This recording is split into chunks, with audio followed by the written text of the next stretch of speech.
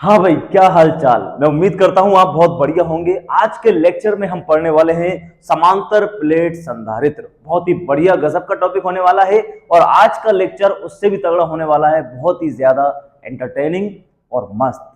आज का लेक्चर शुरू करने से पहले मैं आपको एक छोटी सी बात बता देना चाहता हूं कि आज हम पढ़ने क्या वाले हैं कि सर आज हम पढ़ने वाले हैं संधारित्र या इसको कहते हैं कैपेसिटर। उसमें भी हम कौन सा पढ़ने वाले हैं? पैरेलल प्लेट कैपेसिटर या फिर समांतर प्लेट संधारित्र पीपीसी। ओके, टॉपिक शुरू करने से पहले एक छोटी सी बात करेंगे हम लोग। क्या सर, क्या बात करेंगे कि भैया आपने कभी भी देखा होगा कि मान लो आप रास्ते में जा रहे हो। कहां जा रहे हो आप? के सर रास्ते में। ठीक है, ये आपकी गाड़ी क्या हो गई भैया? बंद हो गई। आपकी गाड़ी क्या हो गई? बंद हो गई। ओके, अब अगर आप इसको धक्का लगाना चाहो, यहां से क्या करना चाहो आप? इसको धक्का लगाना चाहो तो आप याद देखना एक बार, स्टार्टिंग में इसको पुश करने के लिए ज्यादा एनर्जी चाहिए होगी। स्टार्टिंग में कितनी एनर्जी चाहिए होगी? ज्यादा। मतलब अभी एक आदमी दे रहा है तो एक आदमी से धक्का नहीं लगेगा, बल्कि कितने आदमी लगेंगे इसमें? दो आदमी या तीन आदमी इसमें धक्का दे रहे हैं। लेकिन जब गाड़ी एक बार स्टार्ट हो गई, उसके बाद अगर ये दोनों आदमी गायब भी हो जाएं तो ये अकेला आदमी इसको धक्का देते हुए इजीली ले जा सकता है। बात नॉर्मल है, समझ में आया? यानी स्टार्टिंग में ये थी किसमें? रेस्ट में। इसको मोशन में लाने के लिए मुझे ज्यादा एनर्जी की जरूरत पड़ी। पंखा अभी मेरा रुका हुआ मुझे नजर आ रहा है, तो पंखा किसमें है बताओ? रेस्ट में। जैसे ही मैं स्विच ऑन करूंगा तो क्या पंखा एक साथ ही स्पीड से चलने लग जाता है क्या? बोलो, नहीं चलता। पंखा क्या है? धीरे धीरे अपनी स्पीड बढ़ाता है, फिर कांस्टेंट स्पीड से वो चलता है। अच्छा साहब, ऐसे ही आप कैमरा देखो। जो कैमरे आजकल तो लाइट अलग से आती है, अगर आपने देखा हो, पहले जो कैमरे आते थे वो ऐसे रहते, जैसे ही बटन क्लिक किया जाता फ्लैश जबरदस्त निकलता था और फोटो जिसका खींचता था उसकी आंखें बंद हो जाती थी या रेड कलर की हो जाती थी। आज भी आते होंगे ऐसे कैमरे शायद। उसके अंदर क्या लगा हुआ होता है? इतनी तगड़ी बैटरी थोड़ी होती है जो बहुत ही भयंकर उजाला कर दे, कैमरा नहीं होती। तो इन सब चीज के पीछे जो काम करता है वो क्या है? कैपेसिटर। कि सर गाड़ी में कैपेसिटर का है? गाड़ी तो एक एग्जांपल है। काय का एग्जांपल है कि अगर कोई चीज रेस्ट में है और मैं उसको मोशन में लाना चाहता हूं ना, तो स्टार्टिंग में मुझे ज्यादा एनर्जी की जरूरत पड़ेगी। स्टार्टिंग में तीन आदमी मुझे चाहिएंगे।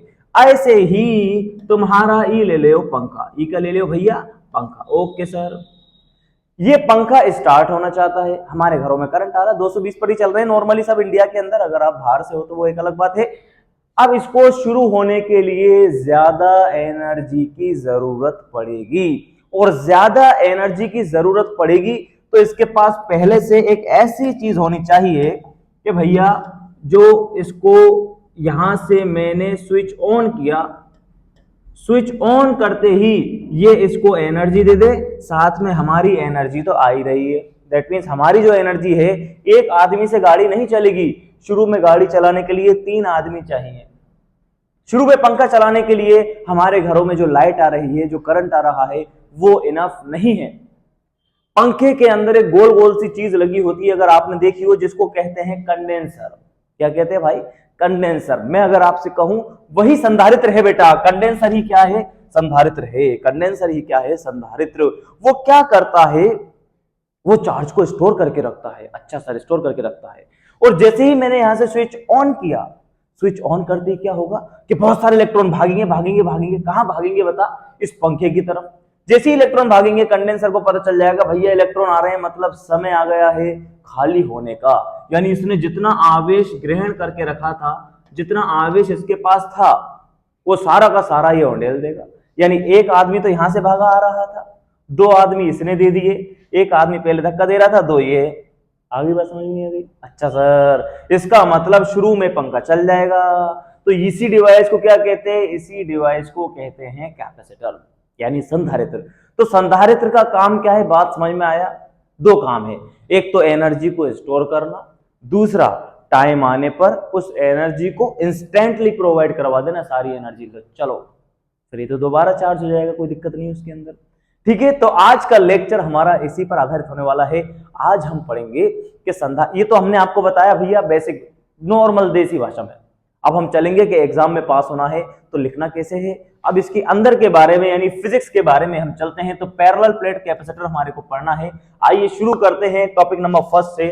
पहला टॉपिक है मेरे पास संधारित्र यानी कैपेसिटर। संधारित्र क्या है? संधारित्र भैया एक डिवाइस है। संधारित्र क्या है? एक डिवाइस यानी एक युक्ति है जो क्या करती है, जो आवेश को संचित करके रखती है। ओके, किसको संचित करके रखती है? आवेश को संचित करके रखती है। ठीक है, आवेश को संचित क्यों करती है? जिससे यह तुरंत एनर्जी प्रोवाइड करवा सके। बात खत्म हो गई नहीं अभी। इंग्लिश में यहां पर लिखी हुई है, capacitor is a device which is used to store electrical energy, which is used to store electrical energy और in the form of electric field. वो मैं बाद में बताऊंगा आपको, कोई दिक्कत वाली बात नहीं है। पहले डेफिनेशन में समझ लीजिए। संधारित्र क्या? एक डिवाइस है जो चार्ज को स्टोर करके रखती है। अब इसमें बेटा मेरे को जो पढ़ना है अकॉर्डिंग टू माय सिलेबस वो है पैरेलल प्लेट कैपेसिटर या समांतर प्लेट संधारित्र। बड़े ध्यान से देखिएगा, डेफिनेशन में ही सब कुछ होता है और डेफिनेशन कहां से आती है? जो उसकी मेन हेडिंग होती है वहीं से डेफिनेशन आती है। बड़े ध्यान से देखिए, समांतर मतलब पैरेलल। पैरेलल का मतलब कम से कम दो चीजें होंगी सर। ओके बेटा देखिए, ये दो चीजें हम लोगों ने बना दी। ठीक है साहब, ये लो। कितनी प्लेट बनाई मैंने? दो प्लेट बना दी। अब सुनना, दो प्लेटों पर क्या होगा? ये रही दो प्लेट। एक प्लेट पर तो होता है पॉजिटिव चार्ज और दूसरे प्लेट पर कौन सा चार्ज होगा? Negative charge. और चार्ज देखिए कैसे होंगे, ये लिख देता हूं मैं इस पर प्लस क्यू चार्ज और इस वाली पर क्या लिख देता हूं? Minus Q charge. मुझे एक बात बताओ, इस पर प्लस क्यू है, इस पर माइनस क्यू है, मतलब दोनों प्लेटों पर जो चार्ज है, चार्ज का मतलब क्या होता है बेटा? आवेश। उसकी प्रकृति कैसी है भैया? विपरीत। विपरीत का मतलब होता है अपोजिट। कैसी प्रकृति है? विपरीत प्रकृति है। ओके, और परिमाण, चार्ज की प्रकृति विपरीत है और परिमाण कैसा है? समान। परिमाण का मतलब मैग्नीट्यूड। मैग्नीट्यूड कैसा है? Same. Plus Q minus Q, plus के टू क्यू माइनस के टू क्यू, इसको बोलते हैं मैग्नीट्यूड सेम है। यानी दो प्लेट जिन पर आवेश समान हो और परिमाण, आवेश का परिमाण समान हो और प्रकृति कैसी हो? विपरीत हो, ये दोनों प्लेट एक दूसरे से कुछ दूरी पर स्थित हो, इस डिवाइस को ही हम समांतर प्लेट संधारित्र कहते हैं। क्या कहते हैं? पैरेलल प्लेट कैपेसिटर या समांतर प्लेट संधारित्र। अब एक पॉइंट है जो जरा ध्यान से देखिएगा कि सर अगर मान लो आवेश की मात्रा अलग अलग हो जाती है तो क्या इसने, आप मान के चलो ये प्लेट है, इस पर 2 क्यू है और दूसरी प्लेट पर कितना है? क्यू है। तो इन्होंने आवेश तो संचित कर रखा है बट ये अभी मेरा संधारित्र नहीं कहलाएगा या पैरेलल प्लेट कैपेसिटर नहीं कहलाएगा। उसके लिए कंडीशन क्या है कि भैया ये दोनों चीजें सेम होनी चाहिए। और अपन जो पढ़ रहे हैं अभी नॉर्मल 12th लेवल पर, उसमें एक बात और ऐड कर दीजिए कि दोनों प्लेट्स का एरिया बराबर होना चाहिए। यानी जितनी बड़ी ये प्लेट है उतनी ही बड़ी ये प्लेट होनी चाहिए। दैट मींस मैं लिख दूं यहां पर एरिया क्या होना चाहिए? सेम। क्षेत्रफल क्या होना चाहिए? दोनों का बराबर होना चाहिए। इसी को कहते हैं हम लोग क्या? समांतर प्लेट संधारित्र। अब एक बात बताओ, इस संधारित्र का काम क्या है? किस संधारित्र का काम तो है आवेश को खा जाना, यानी आवेश को स्टोर करना और जब जरूरत पड़े उस आवेश को दे देना। यही है कि नहीं है? अब एक बात बताओ, जो जितना ज्यादा आवेश खाएगा वो उतना ही ज्यादा आवेश दे सकता है। बड़े ध्यान से देखिएगा, जिसकी कैपेसिटी जितनी ज्यादा होगी वो उतनी ही ज्यादा एनर्जी रखेगा और उतनी ही ज्यादा एनर्जी हमें दे सकता है। अब कैपेसिटी क्या होती है ये हम पिछले लेक्चर में बात कर चुके थे, अगर आपको याद हो तो। बाकी मैं फॉर्मूला आपको लिख देता हूं कैपेसिटी का इधर साइड में। सी का जो फॉर्मूला आया था मेरे पास, सी का फॉर्मूला आया था सी बराबर क्यू अपॉन वी, जहां पर वी क्या है? विभव या पोटेंशियल डिफरेंस, और क्यू क्या है? चार्ज, और सी क्या है भैया? कैपेसिटी। अब हमारा काम होगा कि यार कैपेसिटी को बढ़ाओ। आप किसको बढ़ाओ? कैपेसिटी को। क्यों बढ़ाओ? जिससे हमें ज्यादा से ज्यादा एनर्जी मिले। ओके, अब कैपेसिटी बढ़ाने के तरीके दो हैं। तरीका नंबर 1, मैं ये वैल्यू कम कर दूंगा तो ये वैल्यू बढ़ जाएगी, कहानी खत्म। आप पोटेंशियल या विभव का वैल्यू कम कर दो तो धारिता क्या हो जाएगी? बढ़ जाएगी। और इसी को कहते हैं बेटा संधारित्र का सिद्धांत। क्या कहते हैं? संधारित्र का सिद्धांत या प्रिंसिपल ऑफ कैपेसिटर। ये बोर्ड एग्जाम में एक बार सवाल भी आ चुका है। प्रिंसिपल ऑफ कैपेसिटर लिखिए। तो संधारित्र का सिद्धांत क्या है थोड़ा डिटेल में समझते हैं। मान के चलो हम लोगों ने क्या किया, मान के चलो हम लोगों ने, एक सेकंड बेटा देखते हैं, देखो डायग्राम, अरे बढ़िया, मजा ही आ गया। एक सेकंड रुक जाओ, ये लो, चलो आओ, मान के चलो बेटा, अपन ने क्या किया बेटा, एक प्लेट ले लिया, अपन ने क्या किया भाई, एक प्लेट ले ली, ओके। इसको कैसा चार्ज देते हैं हम लोग, इसको दे देते हैं positive charge, plus plus plus plus. इस पर कितना आवेश आ गया, प्लस क्यू। प्लेट को नाम है ए, प्लेट को नाम का है ए, अच्छा। प्लस क्यू चार्ज है, प्लेट को नाम है ए, तो इसका पोटेंशियल मैं कितना मान लेता हूं, अभी अभी अभी अब बेटा देख ध्यान से, इसका विभव कितना मान लेता हूं मैं, कि विभव होगा भैया इसका V, मान लिया। क्यों हुआ सर विभव, अब इसके लिए ना पुराने लेक्चर्स जरूर देखिए, बहुत ही बढ़िया लेक्चर बनाए गए हैं, मतलब जब भी आवेश होगा तो वहां विभव माना जाएगा। तो यहां पर क्या मान लिया V।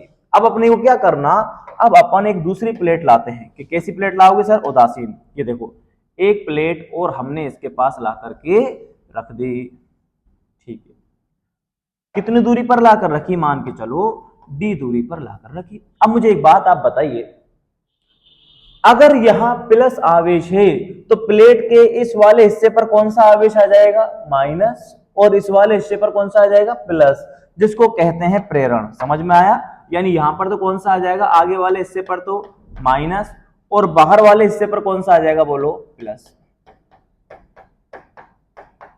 अब होगा क्या, अब मैं विभव ज्ञात कर रहा हूं, देखना सिद्धांत क्या है बता, धारिता को बढ़ाना, यानी कैपेसिटी को बढ़ाना। और कैपेसिटी कैसे बढ़ेगी, V का वैल्यू कम कर दो। तो पहले V का वैल्यू कितना था, कि सर V था। अब यहां पर दूसरी प्लेट रखी हम लोगों ने, कौन सी, B। कौन सी प्लेट रखी, B। अब विभव देखते हैं इस पूरे सिस्टम का पोटेंशियल कितना होगा, तो ध्यान से देखना, इस माइनस की वजह से तो विभव का वैल्यू क्या हो जाएगा, कम हो जाएगा, है ना, माइनस की वजह से विभव का वैल्यू कम हो जाएगा, लेकिन इस प्लस की वजह से विभव का वैल्यू फिर से बढ़ जाएगा। हालांकि कम ज्यादा होगा और बढ़ेगा कम। तो देखा जाए तो विभव तो कम हुआ, पहले की तुलना में कम हुआ, लेकिन मजा नहीं आया। अपन चाहते हैं भयंकर ही कम हो जाए। अगर ये बहुत तगड़े तरीके से कम हो गया तो धारिता भी बहुत तगड़े तरीके से क्या हो जाएगी, बढ़ जाएगी। तो उसके लिए क्या करेंगे हम नेक्स्ट प्रोसेस में, देखिए एक बार, ये लो, ई को करो कॉपी और यहां कर दो ला पेस्ट, हो गया, मजा ही आ गया। देखिए अब क्या करेंगे हम, अब आप एक काम कीजिए, इस वाली प्लेट के जो बाहर वाला हिस्सा है इसको क्या कर दीजिए, ग्राउंड। ग्राउंड क्या होता है, ocean of the electron. Electron आएंगे और इस सबको क्या कर देंगे बताओ, न्यूट्रल कर देंगे। इसको क्या कर देंगे, न्यूट्रल, मतलब सारा का सारा प्लस आवेश क्या हो जाएगा, न्यूट्रल हो जाएगा। अब एक बात आप हमें बता दो, अगर ये न्यूट्रल हो गया तो प्लस चला गया, प्लस क्या हो गया बेटा, गायब हो गया। प्लस गायब हो गया तो अब केवल कितना चार्ज रह गया, माइनस चार्ज रह गया, और माइनस की वजह से विभव का जो वैल्यू है वो क्या हो जाएगा, कम हो जाएगा। विभव का वैल्यू क्या हो जाएगा, कम। और पोटेंशियल की वैल्यू अगर कम हो गई तो कैपेसिटी क्या हो जाएगी, बढ़ जाएगी। कैपेसिटी क्या हो जाएगी, बढ़ जाएगी। That means it is called principle of capacitor, या संधारित्र का सिद्धांत क्या है। अब बताओ, आपने इसी पेट के अंदर पहले आप 2 रोटी खाते थे, अब इसी पेट में आपने कितनी रोटी रख दी, 10 रोटी रख दी, मतलब कैपेसिटी बढ़ गई। अब बता, क्या 10 रोटी खाने के लिए मेरे को पेट बड़ा करना पड़ा, क्या नहीं करना पड़ा। समझ में आया, ऐसा थोड़ी कि सर टंकी बनाओ इसको, पहले टंकी बनानी पड़ेगी तभी तो 10 रोटी आएंगी, नहीं, हमने तगड़ा खेल कर दिया। अगर सोच टंकी बनाते तो याद कर आजा, तू अगर टंकी बना देता तो ये जो कैपेसिटर आप देखते हो ना आजकल पंखे के अंदर इतना सा लगा हुआ है, तो सोचो पंखे से बड़ा तो कैपेसिटर ही होता, पंखे से बड़ा तो क्या होता, कैपेसिटर होता, और कहानी क्या हो जाती, खराब हो जाती, मजा भी नहीं आता। इसीलिए हम लोगों ने क्या किया, बहुत ही जोरदार चीज कर दी कि इसके एरिया में चेंज किए बिना, एरिया का मतलब क्षेत्रफल में परिवर्तन किए बिना विभव का वैल्यू कम कर दिया, जिससे धारिता बढ़ गई। यही संधारित्र का सिद्धांत कहलाता है। यानी संधारित्र का मतलब क्या है, धारिता ज्यादा से ज्यादा होनी चाहिए। क्लियर हो गई बात, नहीं हो गई। आइए, C बराबर Q अपॉन में V। पॉइंट कुछ पॉइंट लिखते हैं। नंबर 1, कुछ क्वेश्चन छोटे छोटे से।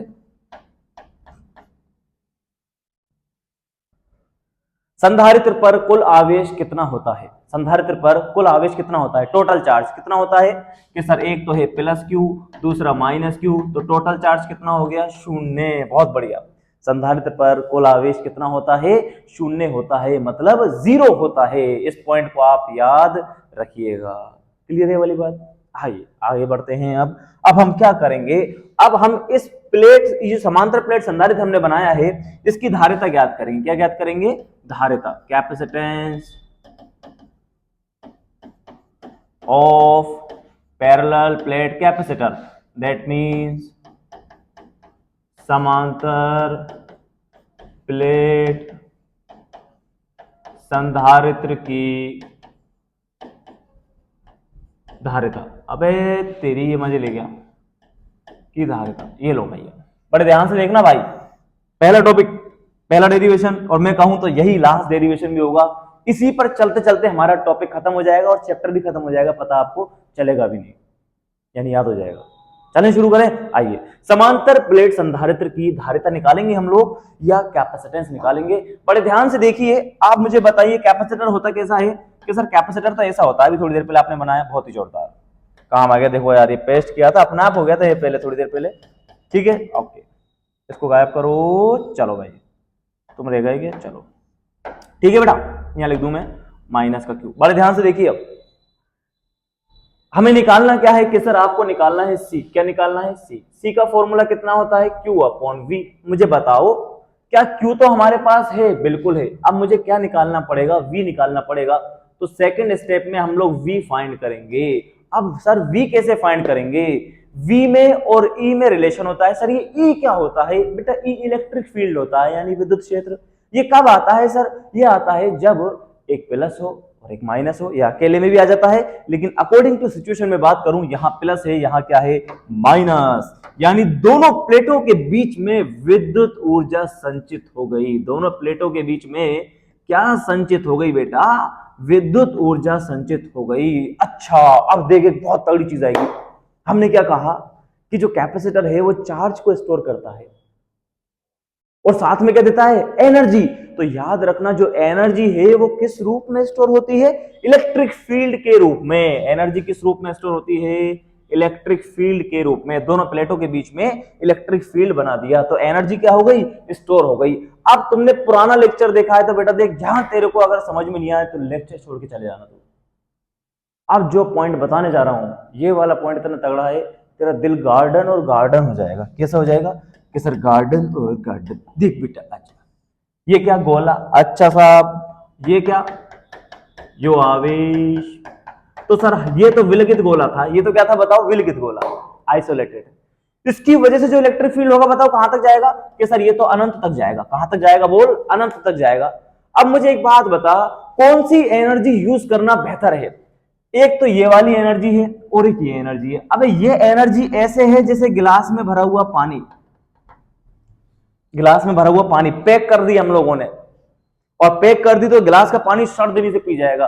और ये एनर्जी ऐसे है जैसे उसी गिलास के पानी को फैला दे तो जमीन पर, उसी गिलास के पानी को जमीन पर फैला दे, फिर इसको पीता रहे तो जिंदगी भर, बल्कि पिएगा भी नहीं तो यूज भी नहीं आएगा। इसलिए ये वाली एनर्जी यूज हमारे नहीं आती थी। इसके लिए हम लोगों ने क्या किया? याद रखना, समांतर प्लेट संधारित्र कब बनेगा? जब आवेश के परिमाण वगैरह सब कुछ क्या होने चाहिए? जो कंडीशंस आपको मैंने पहले बताई। क्लियर है वाली बात? यानी समांतर प्लेट संधारित्र में इलेक्ट्रिक फील्ड में होता है। अब बताओ, V और E में बेटा एक रिलेशन होता है। बताओ, V और E में एक रिलेशन होता है। V बराबर इलेक्ट्रिक फील्ड इनटू में डिस्टेंस। क्या होता है? विद्युत क्षेत्र इनटू में दूरी कितनी है? D। अच्छा सर, अब थर्ड स्टेप में हम लोग क्या फाइंड करेंगे? E फाइंड करेंगे। क्या फाइंड करेंगे? E। अब E का वैल्यू कहां से आएगा? E का वैल्यू आएगा बेटा चैप्टर नंबर 1 से, गाउस के नियम। गाउस के नियम क्या होते हैं सर? बेटा गाउस के नियम में हम लोगों ने पढ़ा था, एक प्लेट के कारण विद्युत क्षेत्र की तीव्रता कितनी होती थी? बताओ, इधर लिख दूं, चलो मैं। प्लेट की वजह से विद्युत क्षेत्र की तीव्रता किधर होती थी? प्लस है तो बाहर की ओर, ये लिख दिया मैंने E1, और माइनस है तो खुद की ओर। देखो इसमें देखते हैं, आइए डायग्राम में एक बार, इधर आओ। इस प्लस की वजह से इलेक्ट्रिक फील्ड किधर होगा? कि सर प्लस की वजह से तो इधर होगा। मान लो इसकी वजह से कितना लिखा मैंने? E1। और माइनस की वजह से भी किधर होगा? इसी डायरेक्शन में होगा। इसको क्या लिख दूं मैं? बताओ, E2। अब बताओ E1 का फॉर्मूला अगर आपको याद हो, वहां पर सिग्मा अपॉन 2 एप्सिलॉन नोड आता था। कितना आता था? Sigma upon 2 epsilon node. तो मैं यहां पर लिखता हूं, एक काम करते हैं, E1 को लिख ही देता हूं सिग्मा अपॉन 2 एप्सिलॉन नोड। और E2 कितना आएगा बताओ? E2 भी आएगा सिग्मा अपॉन 2 एप्सिलॉन नोड। दोनों की डायरेक्शन सेम है तो दोनों ऐड हो जाएंगे, और ऐड होने का मतलब है E1 प्लस E2, मतलब E बराबर E1 प्लस E2। बड़े ध्यान से देखिए, अब आप चाहे तो आप एलसीएम ले सकते हो, चाहो तो जो तरीका मैं यूज करता हूं वो कर लो। कैसे? देख, आधा सिग्मा बटे एप्सिलॉन नोड प्लस आधा सिग्मा बटे एप्सिलॉन नोड, तो आधा और आधा कितना हो गया? पूरा हो गया, मतलब एक, मतलब एक सिग्मा बटे एप्सिलॉन नोड। बोलो भाई, कहानी खत्म। समझ में आ गया? ई बराबर क्या लिखा हमने? Sigma upon epsilon node. Clear है कि सर ई आपने लिख दिया, ई कितना आ गया मेरे पास? Sigma upon epsilon. एक प्लेट की वजह से आधा होता है। अब सिग्मा का वैल्यू होता है Q अपॉन ए। इधर लिख देता हूं, देखो साइड में, सिग्मा का वैल्यू कितना होता है? Q अपॉन ए। तो देखिए यहां पर E बराबर Q upon A epsilon node. क्या लिखा मैंने? E बराबर Q upon A epsilon node. Sir आपने E निकाला, अब आपने E क्यों निकाला? देख बेटा, इतनी देर से यही तो बता रहा था, E इसलिए निकाला जिससे आप V निकाल सको। अब हम क्या निकालेंगे बताओ? अब हम निकालेंगे V। क्या निकालेंगे? V निकालेंगे। क्या निकालेंगे भाई? V। तो यहां लिखता हूं मैं विभव या पोटेंशियल। बताओ V का फॉर्मूला कितना होता है? कि सर E इंटू डी होता है। तो E तो आपने फाइंड कर लिया, कितना आया? Q upon A epsilon node into में D। लेकिन सर आपको V नहीं चाहिए, तो आपको क्या चाहिए? आपको तो चाहिए C। तो C लिखो। C का मतलब हो गया धारिता या कैपेसिटेंस। बोलो C का फॉर्मूला बोलो जल्दी से। C बराबर Q अपॉन V। तो C बराबर Q की जगह Q, V की जगह कितना आएगा? ये वैल्यू मैं पुट करता हूं, Q साथ में कितना है? D। ये नीचे है तो नीचे की नीचे लिखूंगा तो वो ऊपर चला जाएगा, A एप्सिलॉन नोड। Q से Q चल बसा, Q से Q गया, कितना बचा? C बराबर A epsilon node upon D. C बराबर A epsilon node upon D. ये फॉर्मूला आ गया। काय का फॉर्मूला आया? पैरेलल प्लेट कैपेसिटर का कैपेसिटेंस कितना होता है? C बराबर A epsilon node upon D. बात हो गई? समझ में नहीं आ गई? ये रफ है ना, ये वाला काम कौन सा है? रफ। रफ का मतलब समझाने के लिए हमने आपको बताया। बात आई समझ में? तो समांतर प्लेट संधारित्र की धारिता का सवाल पूछे वो आपसे, तो ये वाला डेरिवेशन कर दीजिए। एक बार लिखता हूं, देखो मैं एक बार यहां पर C बराबर बोलो कितना आया? कि सर C बराबर A epsilon node upon D. अब एक बात आप मुझे बताओ, दोनों प्लेटों के बीच में अभी क्या है? कुछ भी नहीं है सर। कुछ भी नहीं है मतलब हवा है। कुछ भी नहीं है मतलब क्या है? हवा है। कुछ भी नहीं है मतलब क्या है? हवा। हवा या निर्वात में फॉर्मूला सेम आएगा, थोड़ा सा अंतर होता है लेकिन एक ही लिखते हैं हम। हवा या निर्वात में धारिता C नोड बराबर ए एप्सिलॉन नोड अपॉन में D। अब सुनो, यदि बेटा दोनों प्लेटों के बीच में माध्यम भर दिया जाए, यदि माध्यम भर दिया जाए, माध्यम का मतलब अगर हम लोग दोनों प्लेटों के बीच में कोई मीडियम भर दें। मीडियम का मतलब, मीडियम कौन सा भरा जाएगा? जो मैंने पिछले लेक्चर में बताया, डाइलेक्ट्रिक मटेरियल यानी परावैद्युत पदार्थ। जैसे कागज भर सकते हैं हम लोग, पेपर वगैरह, ये सारे क्या है? डाइलेक्ट्रिक मीडियम है। समझ में आ गई? बात नहीं आ गई? अब सुनो, तो उस केस में धारिता कितनी होगी? यानी माध्यम के अंदर धारिता A epsilon node upon D. अब आप याद करो, हम आपको बताते थे जब भी कोई माध्यम भरा जाता है पूरे चैप्टर में, फर्स्ट में और 2 में, तो उसको किससे गुणा कर दो आप? ई आर से गुणा कर दो। किससे गुणा कर दो आप? ई आर से। ये किस में आ गया? माध्यम में। और ये किस में आया? एयर में। अब मुझे बेटा एक बात बताओ, किसमें ज्यादा होती है धारिता? माध्यम में धारिता ज्यादा होगी या एयर में ज्यादा होगी? मीडियम में ज्यादा कैपेसिटी है या एयर में? ले इसी फॉर्मूले को मैं आगे बढ़ाता हूं ना, देख इधर आ जा, ये देख, इरेजर भी ले लेता हूं साथ में, खटखट। सी एम बराबर, देख बेटा बोल, A epsilon naught upon D. Sir ये तो सी नोट है, ये तो सी नोट है, इनटू में एप्सिलॉन आर। तो मीडियम में कैपेसिटी ज्यादा होती है, मीडियम में क्या होती है, कैपेसिटी ज्यादा होती है। यानी दोनों प्लेटों के बीच में अगर मीडियम भर दिया जाए, जैसे मैंने पेपर रख दिया, तो एक तो कैपेसिटी बढ़ जाती है और दूसरा स्टेबिलिटी बढ़ जाती है। कैसे? ये प्लस ये माइनस, क्या ये दोनों अट्रैक्ट नहीं करेंगे? क्या अट्रैक्ट करेंगी। इसके लिए बीच में क्या भरा जाता है? अक्सर बीच में भरा जाता है बेटा मीडियम। क्या भर दिया जाता है? मीडियम। ये भर दिया मैंने कागज, तो इनके अंदर एक तो स्टेबिलिटी आ जाती है और दूसरा जो मेन इंपॉर्टेंट है हमारा, कैपेसिटी बढ़ जाती है। क्या बढ़ जाती है? कैपेसिटी बढ़ जाती है। एक बार देखते हैं, रिकॉर्डिंग चल रही है क्या? बहुत ही जोरदार चल रही है। आइए, कैपेसिटी बढ़ जाती है। आगे बात समझ में नहीं आ गई? अब सुन, यहां से अगर ई आर का वैल्यू निकालना चाहो आप, तो ई आर बराबर कितना आ गया? C M upon C nought. C M क्या है बताओ? माध्यम की धारिता, capacity of medium. C nought क्या है? निर्वात की धारिता। दोनों को डिवाइड कर रहा हूं, मतलब इसको बोलते हैं अनुपात। यानी माध्यम की धारिता निर्वात की धारिता के अनुपात को आपेक्षिक विद्युतशीलता या relative permittivity, chapter number 1, relative permittivity कहते हैं। आगे बात समझ में नहीं आगे? बोलो, क्लियर है वाली बात? अब बात देखिए, सी का मान किस किस पर निर्भर करता है? सी का वैल्यू किस किस पर डिपेंड करता है? तो देखना, सी का वैल्यू बेटा डिपेंड करता है किस पर? एरिया पर। कैसे सर? ऐसे। एरिया बढ़ा दे तो धारिता बढ़ जाएगी, जितना बड़ा एरिया उतनी ज्यादा धारिता। समझ गया? अच्छा, दूसरा किस पर डिपेंड करता है? Epsilon note. एप्सिलॉन नोट का मतलब मीडियम पर। मीडियम का मतलब see directly proportional to epsilon. यानी मीडियम का वैल्यू जितना ज्यादा होगा, कैपेसिटेंस भी उतना ही ज्यादा होगा। तीसरा किस पर डिपेंड करता है बताओ? डिस्टेंस पर। कैसे करता है? व्युत्क्रमानुपाती।